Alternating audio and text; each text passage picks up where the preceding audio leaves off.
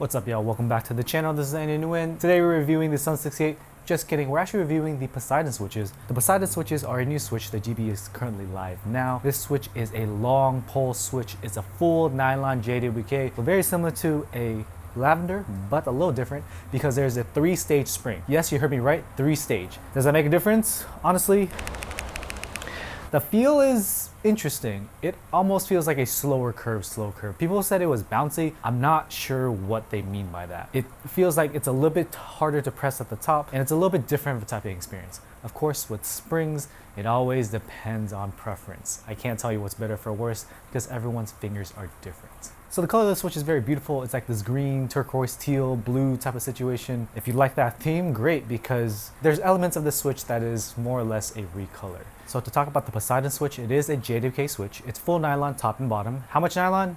I don't know. The other nylon switch that we've experienced would be the lavender. This one's a little different. It has a 58-gram triple stage spring, different.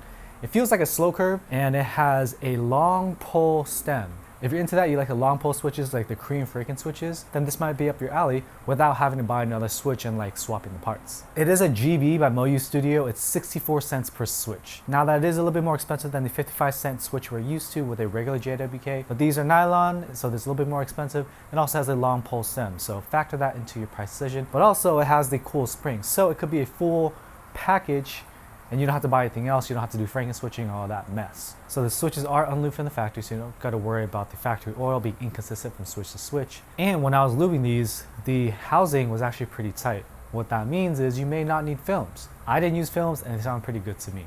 That saves a lot of time. I was actually able to speed run the lubing process using a get-around switch opener, using a bare cables lube station, and using the Gazoo donut dipping method of lubing springs, which is to take the spring and just kind of swirl it around in grease and just kind of get a white ring on the spring. And since I was able to skip the films, I was able to clear 70 switches in under an hour. That's crazy.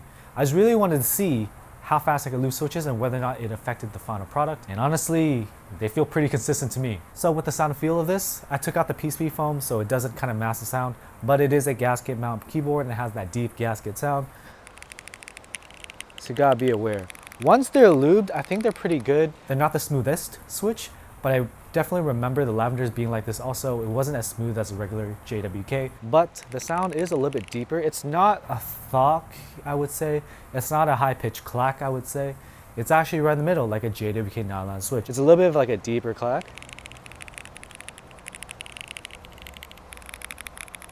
And it's actually not bad. It actually does sound like if you took a cream stem and you put it into a lavender switch. And that is remarkable to have it in one package. The springs are lighter, but with the triple stage, it feels a little bit heavier. Normally, anything lighter than 62 gram, I start typing like crazy. With the triple stage spring here, it actually feels pretty comfortable. So I think every extra section or stage of the spring kind of adds to like the slow curve feeling of it. It's not necessarily a slow curve feel, but it's trending that way where the rated bottom out force doesn't really feel like what your fingers feel. It feels a little bit heavier. So my final thoughts on the switch, my final thoughts on the board. I think the board's pretty solid actually. I had issues with the board originally with the RGB, but we fixed that. It's a firmware issue. And in terms of the switch, I think the switch is a go if you like the deeper sound of JWKs and you like the shorter travel of a long pole stem. I personally don't, because of a few reasons. One, it changes the feel of the typing and I don't really like that. The reduced travel messes with me, so I don't really like that. And also, something that has been mentioned a lot before, when you have a longer pole stem, what happens is on the stabilized keys, you can actually like pop the keycap off. What I mean by that is you have your spacebar keycap, right here. Once you have a longer stem, when you press on one side, it can tilt the other side and kind of pop it out, possibly popping out your wire. Of course, when you're typing normally, it's not going to be an issue. Just be aware of that. This happens on Holy Pandas as well. This happens with all the cream stem franken switches.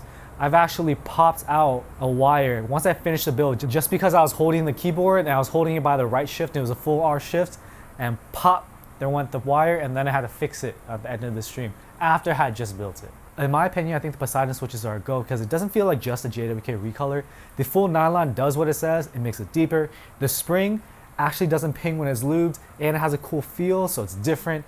It doesn't require film, which is good. Tolerances being tighter is perfect.